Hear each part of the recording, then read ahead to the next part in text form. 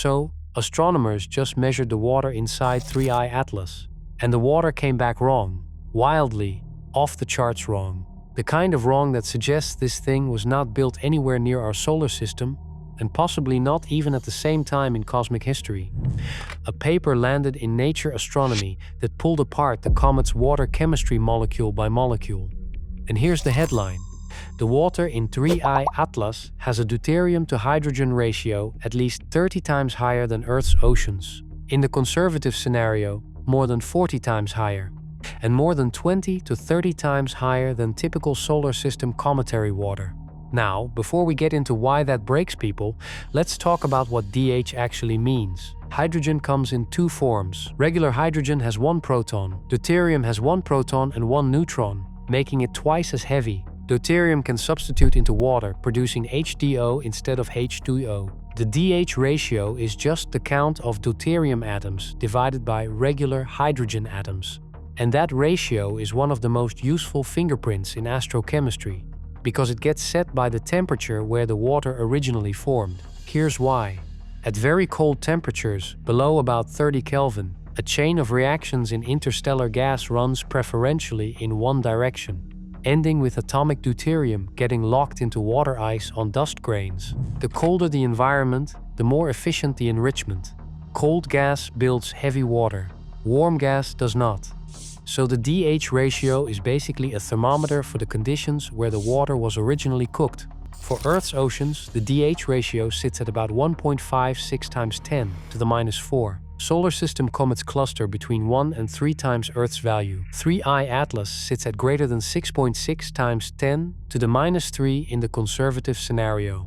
If Earth's ocean water is a normal cup of coffee, this comet's water is a cup with 30 to 40 times more cream poured in. Except the cream is deuterium, and cream production only happens in extremely cold rooms. Now let's get into how they pinned this down. The observations were made with ALMA, the Atacama Large Millimeter Array in Chile, 6 days after the comet's closest approach to the Sun. The team targeted 3 molecules: water, heavy water, and methanol. They detected HDO, they detected methanol, but they did not formally detect ordinary H2O. That sounds backwards. HDO should be the rare one, but the 183 GHz waterline is heavily absorbed by Earth's atmosphere, which is part of the problem. The other part is that the HDO emission from this comet was strong relative to what the H2O should have been. So the team used methanol as an indirect probe of how much water was actually there, then ran a Bayesian retrieval to back out a water production rate. They also built a conservative scenario using only H2O and HDO data, treating water as a strict upper limit. Both scenarios produced extreme DH values. JWST observations a month later independently support the deuterium-enriched picture. Now you might be thinking, okay, maybe this is just one weird comet from one weird system. But the DH result is not the only anomaly. 3I Atlas has been racking up oddities since discovery. JWST and SFERX flagged an unusually high carbon dioxide to water ratio. Earlier ALMA data showed a high methanol to HCN ratio. Optical spectra showed carbon chain depletion and weird nickel to iron ratios. Each anomaly is explainable individually. Stacked together, they point at a comet built somewhere our solar system never operated. So how does the universe produce a comet like this? A few possibilities are on the table. The first is that 3I Atlas formed in a colder prestellar environment than the Sun did. The Sun probably formed in a clustered region, where filament temperatures sit around 20 to 30 Kelvin. Isolated regions can be much colder, around 10 Kelvin.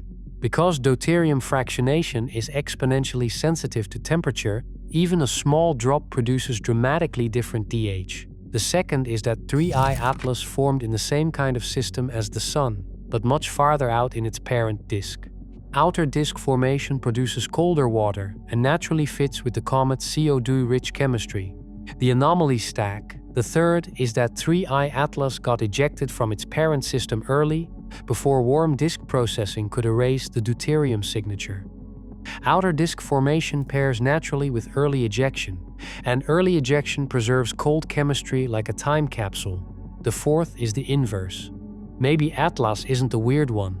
Maybe solar system comets have been more thermally reprocessed than we realized, and Atlas is showing us what pristine cometary water actually looks like. The fifth is the one someone will bring up in the comments. What if the high DH came from billions of years drifting through interstellar space rather than from formation? The paper rules this out.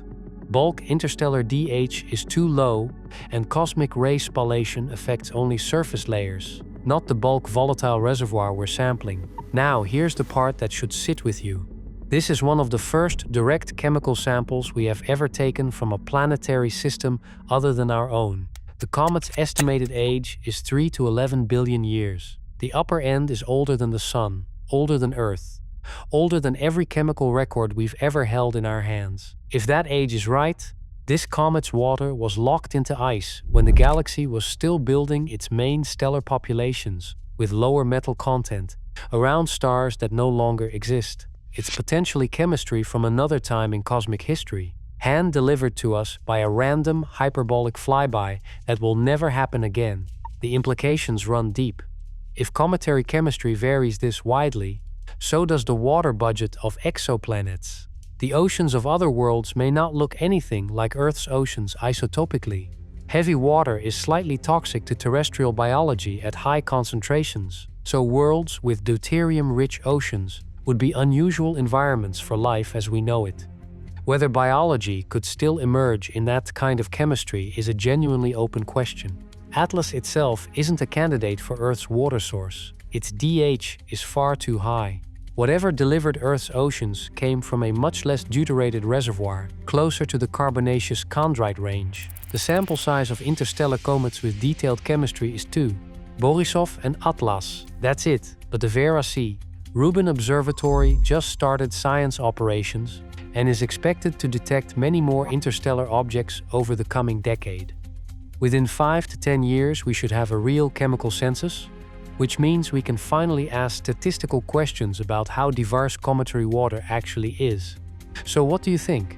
Does 3I Atlas represent a freak outlier, or are most planetary systems building water with chemistry totally unlike ours?